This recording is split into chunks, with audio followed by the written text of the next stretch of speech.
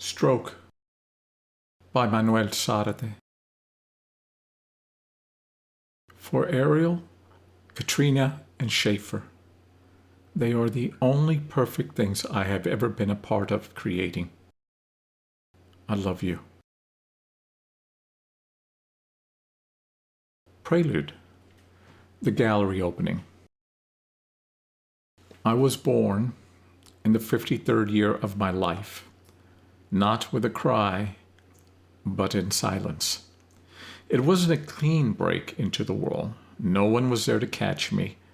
Maybe it would have been easier if my mother had been around, but life doesn't always give you a choice. Hell, I didn't even have a pillow. But even though I was tired, I was excited. I stood in the gallery, surrounded by people. The place buzzed, conversations humming like bees, champagne glasses clinking like off-key music. I used to enjoy that sound. Not so much now. Opening a show is never easy. After all this time, after everything that's happened, I never get used to it. The high ceiling soared above me, the walls too white, too perfect, too clean. I'll admit it. I was scared. Who wouldn't be? So many people. Things are bigger in Texas. I'm not used to crowds anymore, see? Some folks say I'm lean, my hair streaked with gray like I've lived hard. Maybe I have. But I think I'm just lucky, or maybe stupid. I'll let you decide. There were certainly a lot of people that had come here to find out for themselves. Familiar faces, critics, collectors, friends. Some I hadn't seen in years. Some I wish had just stayed away. So, they tell me I'm supposed to say a few words, I said, the mic cool in my hand. Well, I didn't think anyone would actually show up. The crowd started laughing. Yeah, it felt good, loosening the knot in my chest. I forced a smile, tried to sound like I wasn't an idiot. It's been a long time since I've done a show, and I'm sure some of you thought I was dead. More laughter. I chuckled too, and then I saw her. People kept coming up to me, their faces blurring into one another, smiles, handshakes, voices too loud yet too distant. I nodded, said the words I was supposed to say, whatever seemed polite. Bullshit, in other words. I kept glancing to the back of the room where she stood. Something about her steadied me. She tilted her head, and for some reason that small gesture hit me. It was like she was sending me a signal. Showtime, it seemed to say. I gave her a little smile, took a deep breath, and stepped forward. The people around me parted like I was Moses, and they were the Red Sea. Funny, I thought. Let's just hope we don't all end up drowning. I walked up to the first canvas, a messy dot on white. Behind me, the murmur of voices continued, people discussing art. Look here, Bob. Look here, Jane. Look here, my ass. I know I have to be good. I turned around, my eyes searching for her. There she was, further back now, nodding at some woman yammering on about modern art like she was an expert. More bullshit. My heart pounded and I felt the old fear creeping in. But then she turned and looked at me. And just like that, she grounded me. I guess she knew I was losing it. She gave me a small, almost imperceptible nod, and something in me settled down. I know you've got questions, I said, stammering. Hell yeah, we do, some jackass shouted from the back. He wasn't an art guy. You could tell that right away. Probably one of those people who eat more than they look. But he made the room laugh, and just like that, I felt better. People started to cheer. I thought, maybe I should buy him a beer. I couldn't help but grin. Dumb, probably, but it felt right. Okay, I pointed to him. You got a question? He mumbled something. What? I asked. He repeated, and now I tilted my head. That's a good question. Then I saw her again. She had moved up front, close now, and her eyes were on me, steady. And that's when I knew how to answer him. Well, I said, before I answer that, let me start with this. Her. The alarm blared at 6 a.m., tearing Elizabeth from the last threads of sleep. She stretched her muscles, stiff and unyielding, and swung her legs over the side of the bed. The room felt her feet touch its cool floor. It liked her. Her apartment, though modest, was her sanctuary. The bed, with its tucked sheets and fluff pillows, was clean and precise. Above the headboard, black and white photographs captured moments of stillness. A deserted beach at dawn, a forest path veiled in morning mist, a lone sailboat adrift on a calm sea. She moved into the kitchen. Mismatched mugs hung from hooks above the counter, each a memento from a different city. As she poured her morning cup, savoring the rich aroma, she allowed herself a moment. Then, time to write. In the living room, her eclectic taste found harmony. A well-worn couch draped with a colorful quilt her mother had made anchored the space. Among the artwork, a photo of her and her mother at the Grand Canyon held a special place, an echo of a time when adventure still felt possible. The bookshelves along one wall overflowed with novels, memoirs, and poetry collections, their spines worn from love and use. Her favorites, Virginia Woolf, Gabriel Garcia Marquez, Toni Morrison, occupied a prominent spot. Her journal lay on the coffee table. Her journal was her refuge, a space where she could process her thoughts and emotions. She sat at the table with her coffee. She glanced through the pages of her journal. Michael, you better call. Her relationships were often messy. Elizabeth often found herself drawn to partners who offered constant reassurance, though it never seemed to be enough. I didn't write this. 30 relationships. No, there weren't that many. Were there? She counted 20 in her head. But then again, did Devon even count? Technically, they were still together for a year and a half, but 14 months of that he was backpacking in Europe with someone else. Assholes. They were the ones that needed reassurance, not me. They deserved to be erased. Using a red pen, she crossed out the paragraph. Crap. Now I have to write something.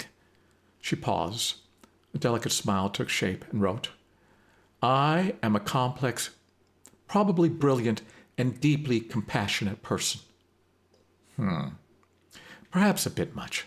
But what the hell? Life, don't fuck with me today. January 1st. A short printed or written diagonal line separating characters. Let me set the scene for you. I stood outside the warehouse. The building was run down. So I was curious, but definitely uneasy. I mean, Cesar Chavez Street has changed. It used to be run down, and now it's sleek apartments, trendy cafes, and taco joints. Who doesn't love a good taco joint? This place looked like they had stuck a blanket over itself, and people have forgotten to look underneath. It is completely out of place now. There are art galleries all over East Austin. People have turned old warehouses into places to go and be seen. I thought that's where I was going, but this place was butt ugly. It had rust creeping up the sides and grime-streaked windows. There wasn't even a sign. I like things to be clearly marked, easy to find, easy to navigate. So I glanced down at the slip of paper in my hand. I reread the address for the 100th time. Is this really where I'm supposed to be? My head throbbed. A souvenir from last night's New Year's Eve party in the Onion District. I'd had way more champagne than I should have. I dug around in my purse for a mint. I took a breath, steeled myself, and knocked on the door. Wait! I remembered the note I had tucked into my purse. Do not knock. Fuck. Enter the premises directly. Great. Bold and underlined, no less. But who just walks in without knocking? It felt rude. People knock. That's what you do. I mean, what if he wasn't dressed? Or worse, what if he was expecting someone else? I tried the handle. It was unlocked. I pushed the door open and stepped inside. The first thing I noticed was the smell. Like your great-grandmother's house, the smell of old lady shoes and mold. I stood there for a second. It was dark. I had to let my eyes adjust to the dim light. Forget sunlight. The windows looked like they had not been cleaned in a decade. Now I understand all the grime. I glanced down at the note again. Proceed to the area indicated by the red cloth. Do not mention your name. Seriously? But I am a professional and not that kind of professional. Get your mind out of the gutter. I took another deep breath, pushed past the headache, and I spotted it. There, draped over a chair, a red cloth. So, that's the spot, I think. I mean, the whole thing felt ridiculous, but I reminded myself that the money was good. Hello? Hello? Hi, I'm Elizabeth. I raised my hand in a pathetic wave, like British royalty does. You know, the hand and forearm rotate. Elizabeth, the agency said I was to walk in, and he was in the shadows, so I couldn't quite make him out. I hope this is the right place. I was once in Italy and went to a restaurant. Have you been to Italy? Sorry, I didn't mean to ask. They said, no questions. Right, no questions. But I wasn't really asking. I was verifying, making sure this was the right place. But this was the place. I know my addresses. I do not make mistakes. Yes, this was definitely the right place. Red cloth, check. Now, I'm using the word place loosely. This was a warehouse, and it was a sprawling mess. There were canvases everywhere. Easels were stacked on top of shelves. Some were broken, lying on the floor, and the air was filled with the unmistakable scent of oil paint mixed with something else. What was that smell? Was that a dead raccoon? OMG! Seriously, it wasn't nice at all. The man, at least I assumed it was him, just stood there. So I said, I just want to make sure it was you. He didn't say anything, not a damn thing. Instead, he just lifted up his hand like some old mummy pointing a bony finger and motioned towards the chair draped in red. You want me to sit? Is that where? Sure. Okay. Now, some people might have left at this point. But I took this self-defense class, and I kicked butt, and there isn't a man alive who scares me. Besides, there was something funky about him. It was like I was looking at a living ghost. Plus, I've always liked Halloween, and he was famous, or used to be. Anyway, I took off my coat and draped it over a nearby chair, but not before inspecting some weird flaky specks on it. Is this glitter? Was there a party here last night? Must have been wild. I was trying to lighten the mood. God knows, any kind of light would be helpful in here. Now, it is possible I might have been a bit sarcastic with my words. Really has that starving artist charm. I guess you're going for the before picture in a renovation ad? He didn't say anything, but I got the distinct feeling that the space chuckled, like it was thinking, about fucking time someone says something. It was just a vibe. But I think you have to connect to where you are. Your house either likes you or it doesn't. At least that's what my friend Wayan says. That was when I noticed him pick up the pallet. Wow. His hands moved slowly. Then they started trembling. They were trembling so hard, he dropped his brush. It might have splat against the canvas. Hard to tell. The whole thing was like an old Vincent Price movie. You know bad shit is going to happen, but he is so good at what he does, you just keep watching. That's what it felt like. This man was so weird. I just had to keep watching. This wasn't an eccentric artist. This guy was a nut. The morning call. Earlier that morning, Elizabeth sat at her small kitchen table, drinking coffee. She had finished with her journal. She took a slow sip, relishing the bitterness that lingered on her tongue. A small, comforting ritual before the routine of another day at the law office. At 42, Elizabeth carried a presence that naturally drew attention. Her dark, wavy hair fell just past her shoulders, framing deep brown eyes that hinted at both curiosity and intelligence. High cheekbones and a well-defined jawline gave her an air of quiet confidence. As she scrolled through her phone, catching up on the morning's headlines, the chime of an incoming call broke the silence. She glanced at the screen and recognized the number from her modeling agency. Hello, this is Elizabeth. Hi, Elizabeth. It's Rachel from the agency. I have a new assignment for you. Wonderful. Good. It's a bit different from your usual gigs. Jose Lopez needs a model for a series he's working on. Are you available? She had heard of Jose Lopez, though not in years. Isn't he dead? No, he's very much alive, Rachel replied with a slight chuckle. When does he need me? As soon as possible, Rachel answered. It's a year commitment, 1 day every month, just a few hours each session. Elizabeth paused, considering the offer. A year commitment. This could be just a change I need. A break from the predictable rhythm of her office job. Yes, I'm interested. The pay was good, and the chance to work with someone as renowned as Lopez could open doors, or at the very least, add a spark to her routine. When and where? She had modeled for various artists and photographers before, but Jose Lopez was different. Famous, reclusive, and rumored to be a bit of an enigma. The thought of working with him sent a thrill through her. It might even make me famous, she thought. After finishing her coffee, Elizabeth stood and stretched. She caught her reflection in the small mirror by the door, smoothing down her hair and adjusting her blouse. Her room wished her luck. Satisfied, she grabbed her coat and stepped into the crisp morning air. The studio encounter. Elizabeth glanced at the paper Rachel had given her.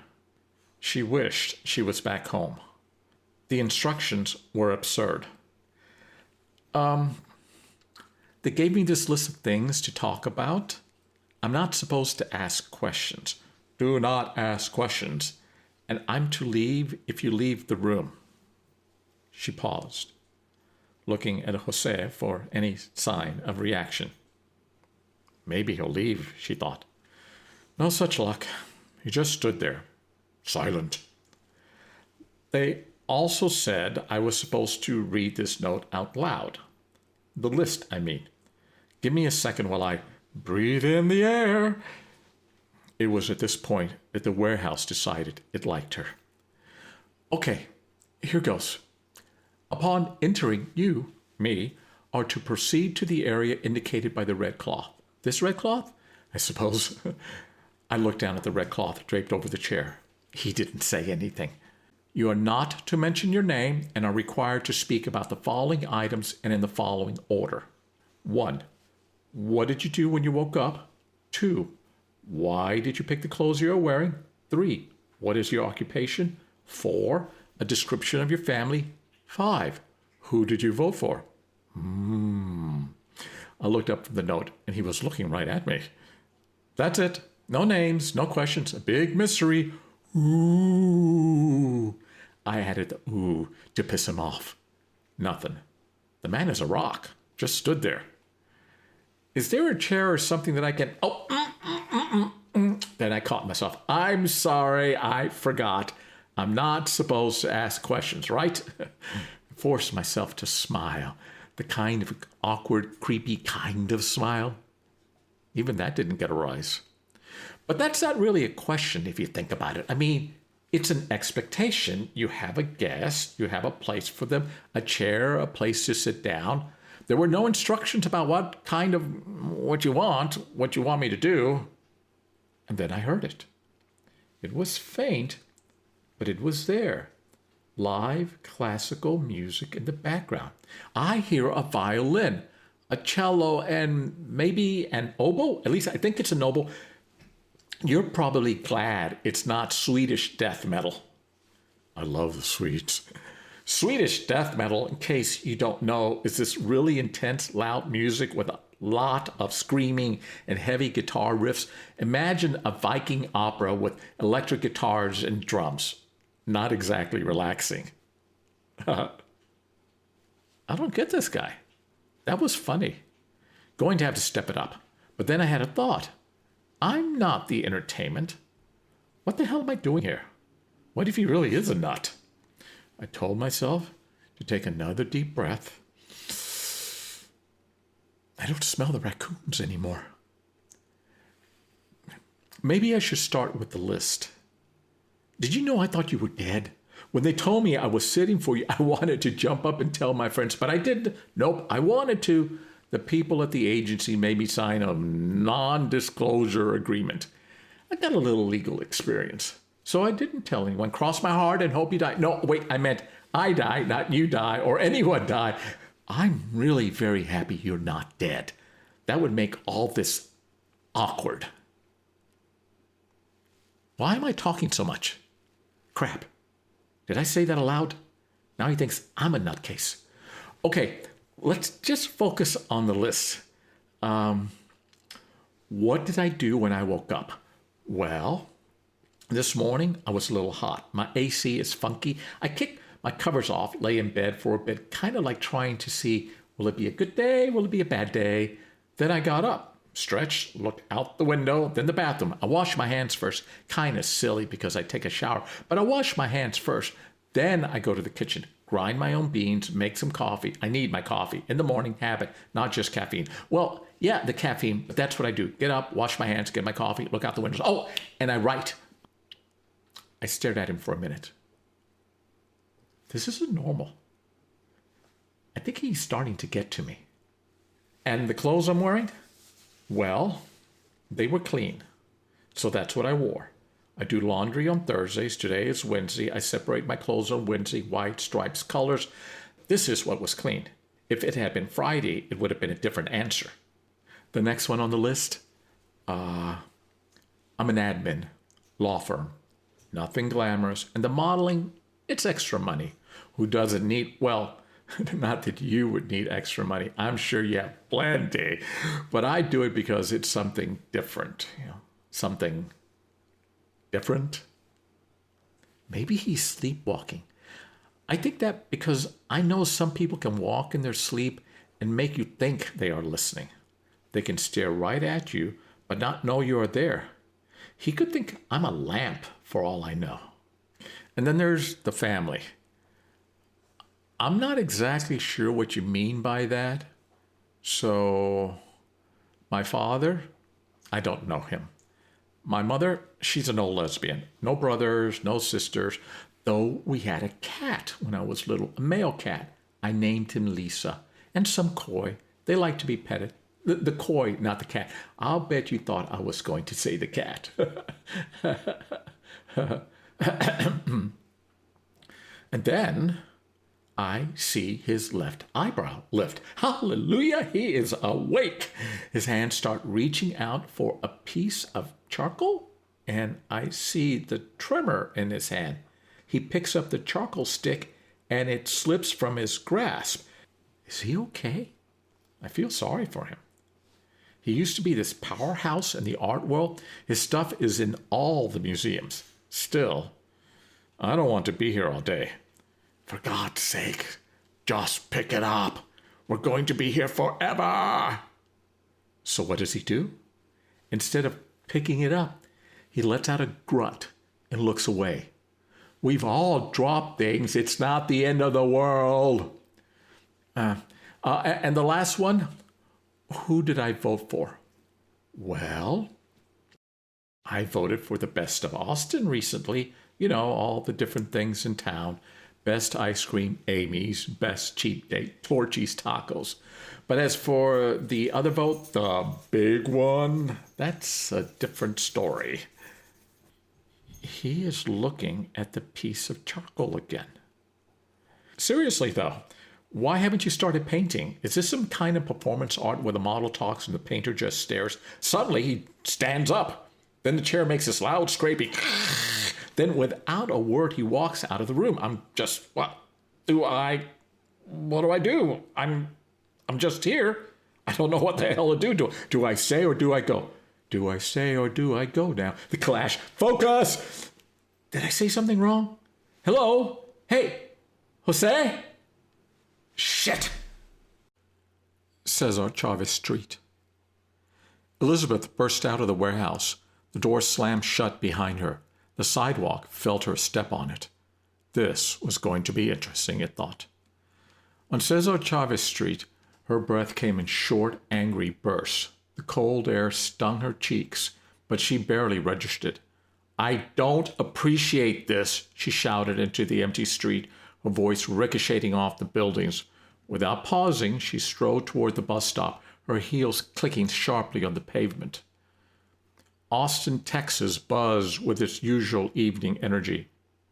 Car horns blared in the distance, and the hum of traffic filled the air. A couple walked by, their laughter slicing her simmering frustration, making her anger burn hotter.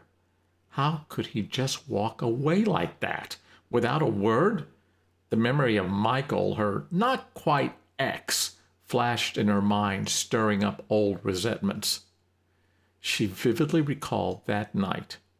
A cozy restaurant with checkered tablecloths and candlelight.